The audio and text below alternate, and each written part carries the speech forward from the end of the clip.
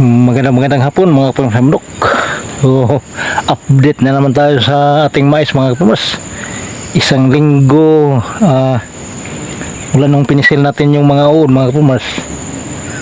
So nalit pa rin tayo sa pag-apply ng pangpatay ng peste mga kapamas. So ito mga kapamas ang resulta mga kapamas. So ipakita ko sa inyo mga kapamas. Mga kapamas, para makita nyo kung anong nangyari sa mais nating inatake ng piste mga kapamas. So ulit tayo nag-apply ng pangpatay piste mga kapamas, pero sayang no.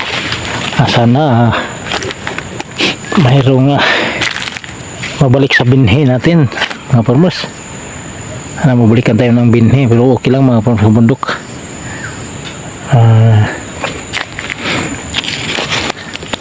Para maano natin kung ganito talaga pag ng mais mga kapamas.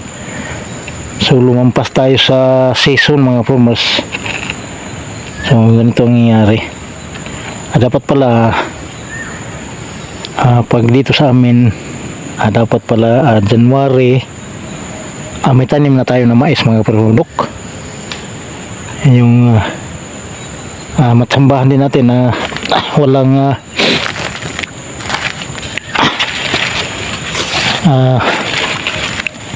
init o hindi matamaan ng tag-init.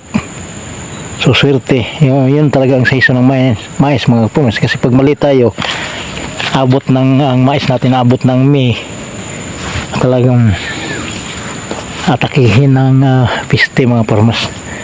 So yun ang mga matatanda mga farmers. So hindi natin alam mga farmers kasi first time po ito na nagtanim ng mais mga kabudok. So nagtanim tayo na last na linggo ng April mga farmers. So talagang pala tatamaan at talaga ng piste. So ito nangyari mga farmers. Sana ito makasurvive mga kapamas kahit pang pinhin na lang. So ito mga kapamas malaki mga kapamas. So natake talaga ng gusto ng uod mga kapamas.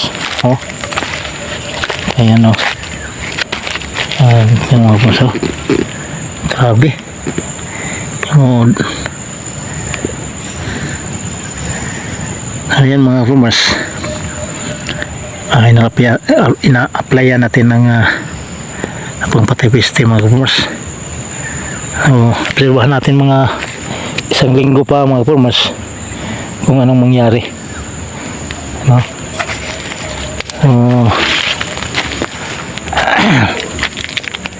Sana makalusot ito, bunga mga kapamas, para mabalikan tayo ng binhi. So binhi lang na medyo mahirapan kami ng binhi dito sa amin mga kabundok, dahil ilan lang ang tanim ng mais dito sa amin. Ang ano dito luya, ako hindi rin ako nagtanim ng luya mga kabundok. So medyo hindi tayo nakaswerte sa sobrang mahal ng luya mga kabundok ngayon. So sabay-sabay din na hindi nagtatanim. Ayun, update lang ito mga kapatid kung anong nangyari sa ating mais. So isang linggo o 2 linggo ating naman natin ulit. Okay, so maraming salamat mga kapatid. Bye bye.